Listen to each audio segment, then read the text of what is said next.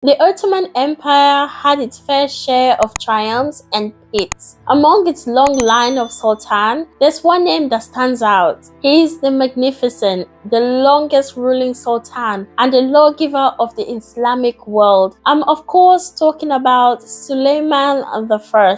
The popularity of this sultan is even alive today. In Turkey, a drama based on his life called The Magnificent Century is a popular celebration of his reign. So, what makes the longest reigning Ottoman emperor so special? Without further ado, let's get right into it, shall we?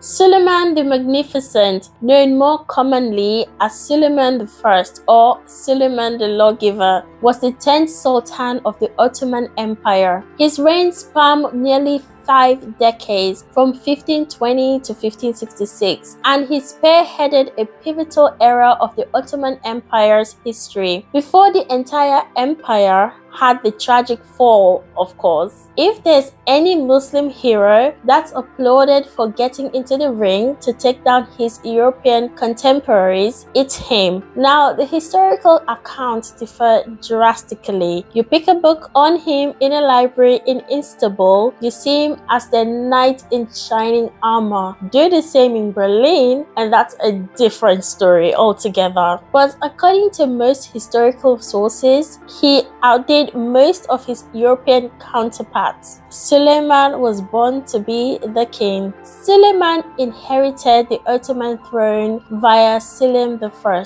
who, despite his brief reign, supervised a considerable development phase of the Ottoman Empire, including the conquest of the Mamluk Sultanate of Egypt from 1560 to 1517. But coming back to our crown prince, Suleiman was born in November of 1494 to Selim I and Hafsa Sultan, and he was reverend from the moment he was born. He was schooled at the Topkapi Palace in Constantinople, where he studied various subjects including science, history, literature, social theology, and warfare tactics. It's not going to shock anyone, but Suleiman's upbringing foreshadow his future reign and legacies. Studying war tactics at a young age meant he had everything under his sleeves to aggravate his military campaign in Europe, and oh boy, he didn't disappoint. Remember when we were 17 and our entire life was illegally downloading music and working our minimum wage summer job? When Suleiman was 17, he was commissioned as the governor of Kaffa, a port near to the Crimean coast on the Black Sea, pretty much born to be the king. So, what went down in Belgrade? Upon his father's demise in 1520, Suleiman officially took charge, becoming the 10th Ottoman Sultan. He quickly organized military mission to expand the span of the Ottoman territory, and in 1521 launched the first series of campaigns against a very strictly Baptist Christian Europe, starting with Belgrade. The Hungarian army was controlling Belgrade, and they had their counterattack crippled against the Ottoman forces. What started as their strongest military attack quickly went down the drain when Sultan's army outmatched it. The 3-day war that followed was brutal, yet it sent a clear message that a new king is in town, and he isn't to be messed with. This was by far the biggest win that the Ottoman had ever witnessed, because it was the furthest west it has ever gone in terms of expansion, and that was just the beginning. Suleiman set to conquer Europe. The following year, Suleiman targeted the Greek island of Rhodes. On the 26th of June 1522, 400 Ottoman ships arrived on the shore of Rhodes to begin the siege. 2 days later, Suleiman arrived to personally take charge with an army of 100,000 men. The siege involved copious amounts of ammunition, which showed advanced warfare tactics in the early modern period. The siege lasted for a few weeks, and when the government official of Rhodes accepted Suleiman's terms, including that Suleiman promised not to turn any churches churches into mosques. No one had signed any sort of Geneva Convention, and UN didn't exist. All things considered, quite a fair scenario. The victory granted the Ottomans control of nearly the entire Eastern Mediterranean, making trade and communication much more accessible to Constantinople and the Levant. But Suleiman ventured further into Europe. Into the first quarter of the 14th century, Francis I of France has been crushed at the Battle of Pavia by the Roman Emperor Charles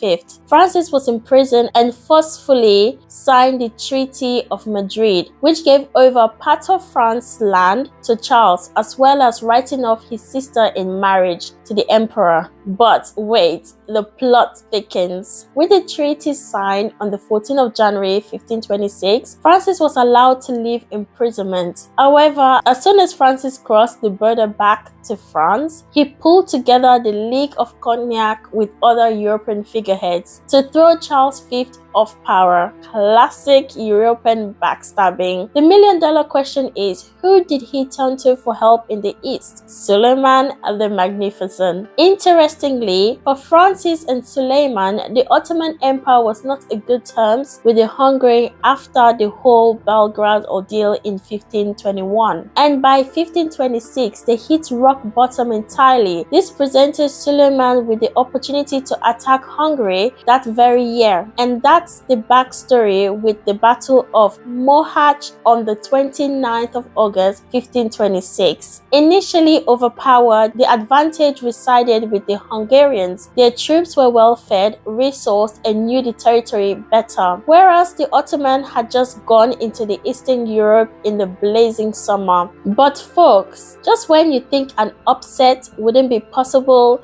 here comes the Suleiman troop, vicious with wit of steel. Their discipline outclassed the Hungarians. The Ottomans pierced through the Hungarian defense, forcing King Louis II to escape. On his way, he was intercepted, killed, and thrown into a river. Again, this battle shows how Suleiman the Magnificent earned his famous moniker. The Ottoman Empire had delved further into Europe than it had ever been in history. It also concluded the Otto-Hungarian War, which was raging for nearly 2 centuries. Does it now make sense when Eastern and Central Europe didn't ever vibe with the Ottoman Empire? Ottoman reign reaches Rome. Not everything was rainbows and sunshine for the Sultan. Following 2 failed crusades in Vienna between 1529 and 1532, Suleiman saw an opportunity to regain his confidence once again in Hungary. In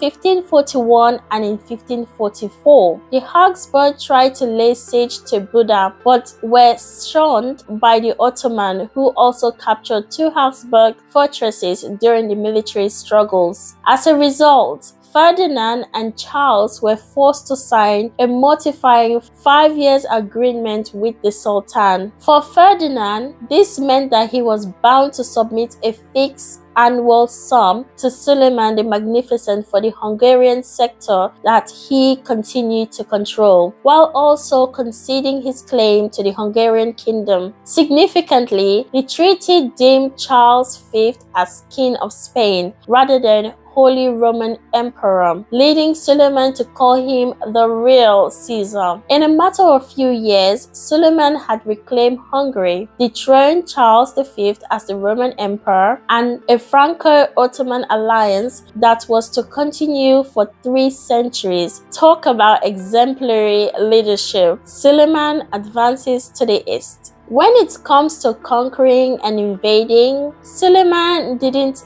discriminate. He had conquered some unbeatable European kingdoms, and it was time to hustle to bag the East, and his troops didn't disappoint. Outside of European territory, Suleiman ventured east and looked to trade with the Mughals in the subcontinent. In 1538, he gained control of the port of Aden in Yemen from the Portuguese, and later that year, he consolidated consolidated it as the base of operation for which the Ottomans could establish trust network in Asia, with its trade routes to both the Indian Ocean and the Red Sea in the Middle East. The Ottomans boasted a strong commerce relationship with the Mughals in the 16th century. Up next, North Africa, another target area that the Sultan was eyeing for trade link purposes. For the late 1530s, the Ottoman Portuguese war spread through North Africa, distributing the Red Sea as both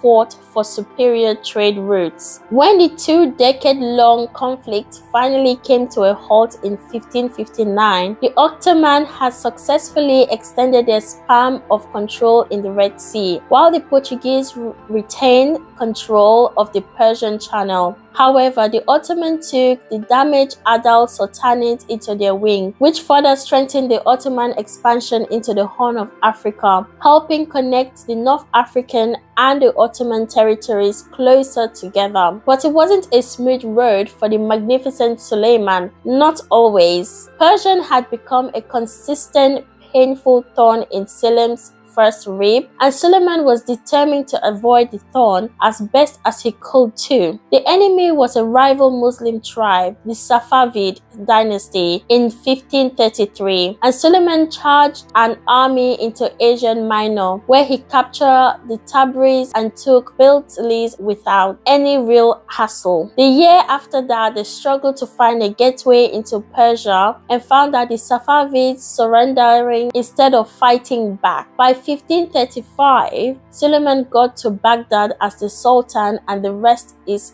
history. The culture under Suleiman the Magnificent. Leaders have a way to provide directions and turn to the culture they are tasked to carry forward. His time was known as the Golden Age of the Ottoman Empire. Suleiman wasn't particularly popular among the Christian population because, well, the campaign in Europe was brutal. But the next fact will shock you. It's hard to believe, yet he proved to be an ally for the Jews and other religious minorities in his empire. Now, the amicable behavior was a breath of fresh air towards the most persecuted minority in a mostly hostile empire. Quite a novelty, if you ask me. In 1550s, he introduced a firman, which is a royal mandate which publicly criminalized blood libels against the Jews. It is rumored this was because his favorite doctor was a Spanish Jew called Moses Hammond. But, well, it benefited more than just his doctor. In art and culture, Suleiman also helped give a boost to the development of Turkish architecture in the Ottoman Empire and oversaw the construction of nearly 300 monuments during his rule. He even oversaw the restoration process of the Dome of the Rock and the Old City Wall in Jerusalem personally. Talk about commitment, death and legacy of Suleiman the Magnificent. But it's true what they say, all good things come to an end, and so did his reign on the 6th of September 1566, while on his way to Constantinople to Hungary to spearhead another expedition. Suleiman met his demise. While the Ottomans were fighting victorious in the battle, Suleiman's untimely death was kept a secret from the troops, not to affect their morals. When they found out, gloom clouded the Ottoman forces. His body was eventually sent back to his homeland, where he was ceremoniously buried. He was called Suleiman the Magnificent for all the right reasons. He was a successful military figurehead, conquering parts of the West all over to the East, while maintaining and cultivating a thriving culture at home in the Ottoman mainlands. He was a leader that knew how to take a nation and move it beyond their wildest expectation. And that's all I have for today, folks. If you like this video, make sure to give it a big thumbs up and hit the bell icon for more videos like this, and I'll see you soon with another one.